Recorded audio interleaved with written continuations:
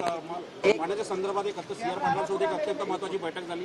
बैठकीत काय निर्णय झाले, काय चर्चा झाली, काय मागण्या केल्या? आज जल जीवन मिशन या संदर्भात एक महत्त्वाची बैठक या ठिकाणी होती, ज्यामध्ये संपूर्ण जल जीवन मिशनचा आढावा घेऊन त्यातल्या काय कंप्लायन्सेस आहेत ते कंप्लायन्सेस आपण केलेले आहेत आणि आता ॲडिशनली आपल्याला त्याच्यामध्ये जो काही निधी आहे त्याची मागणी आपण केली आहे।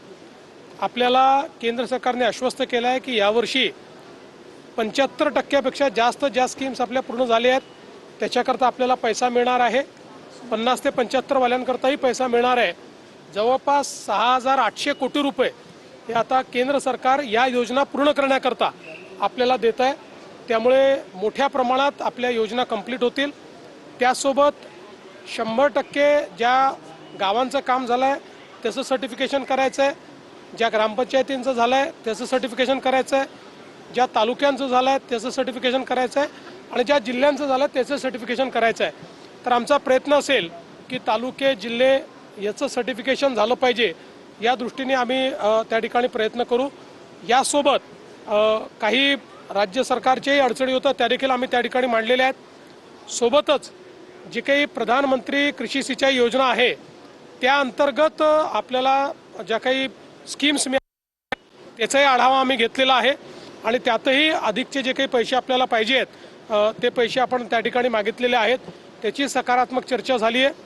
तिसरा महत्त्वाचा मुद्दा या ठिकाणी जलसंधारणाच्या बाबतीत आपल्याला एक आग्रह त्यांनी देखील केलेला आहे की आता जी रामजी जी योजना सुरू झालेली आहे या योजनेमध्ये जलसंधारणाला अधिक महत्त्व देण्यात आलेलं आहे, ज्यामध्ये डार्क झोन जो आहे त्या ठिकाणी जी रामजीतनं 65% पैसे आपल्याला मिळणार आहेत। सेमी डार्क झोन जो आहे, सेमी क्रिटिकल ज्याला म्हणतो, तिथे जवळपास 45% मिळणार आहेत आणि बाकी 30% मिळणार आहेत। तर त्याही दृष्टीने त्यांनी आग्रह केला आहे, विशेषतः जलताराचे स्ट्रक्चर्स वाढवले पाहिजे असा आग्रह त्यांनी केला। आपण त्यांना सांगितलेलं आहे की आम्ही ऑलरेडी जलयुक्त शिवारच्या माध्यमातून यात काम सुरू केलेलं आहे, त्यामुळे कॉन्व्हर्जन्स करून आम्ही हे काम निश्चितपणे पूर्ण करू।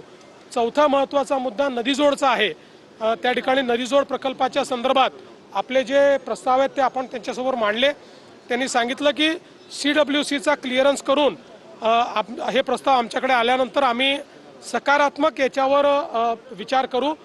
माननीय मंत्री महोदयांनी सांगितलं की माननीय प्रधानमंत्री मोदयांनी हे मॅन्डेट दिलं आहे की इंटरस्टेट रिव्हर लिंकिंगमध्ये राज्यांमध्ये सहमती होत नाही, त्याला वेळ लागतो, त्यामुळे राज्याच्या अंतर्गत जे नदीजोड प्रकल्प आहेत त्याला प्राधान्य दिलं गेलं पाहिजे। त्या दृष्टीने आता आपले प्रकल्प CWC पर्यंत पोहोचले आहेत, त्याच्या क्लिअरन्स नंतर मग केंद्र सरकारकडे त्याच्या फंडिंग जो पॅटर्न आहे त्या संदर्भात जी चर्चा आहे ती होईल, त्यातही सकारात्मकता जी आहे ती दाखवण्यात आलेली आहे। एक जण एका वेळी मिशन मध्ये अनेक भ्रष्टाचार झाल्यामुळे अनेक ठिकाणचे पैसे थांबले गेले होते, अशा सातत्याने तक्रारी नाही। जल जीवन मिशन मध्ये काही अपूर्णता होत्या। राज्य सरकार केंद्र सरकारने एकत्रित बसून एकेका स्कीमचा आढावा घेतला। जवळपास या ठिकाणी 90% स्कीम्सचा आढावा पूर्ण झाला, त्याच्यातल्या डेफिशियन्सीज काढल्या। काही ठिकाणी सोर्सेसचे प्रॉब्लेम होते, ते सोर्स स्ट्रेंथनिंग करतो आहोत, ज्या डेफिशियन्सीज आहेत ते आपण पूर्ण करतो आहोत।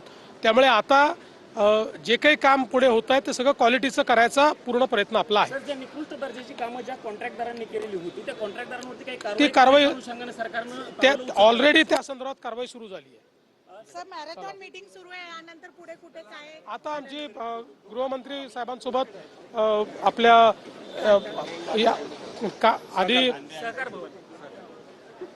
आधी उसाच्या संदर्भात, त्यानंतर कांद्याच्या संदर्भात मीटिंग आहे आणि त्याचसोबत आम्ही आपले जे केंद्रीय कृषी मंत्री आहेत त्यांना आंब्याच्या संदर्भात काही इन्शुरन्सचे आमचे विषय आहेत त्याही संदर्भात निवेदन देणार। विधान परिषद जागा वाटप असं काय? तर नदीजोड प्रकल्पासंदर्भात प्रस्ताव मांडले असल्याची माहिती फडणवीसांनी दिलेली आहे। राज्य आणि केंद्र सरकारने एकत्र बसून स्कीमचा आढावा घेतला अशी माहिती सुद्धा मुख्यमंत्री देवेंद्र फडणवीसांनी दिलेली आहे। आधी ऊस आणि त्यानंतर कांद्यासंदर्भात बैठक होणार असल्याची माहिती देखील फडणवीसांनी दिलेली आहे। तर जलजीवन मिशन संदर्भातली ही संपूर्ण माहिती।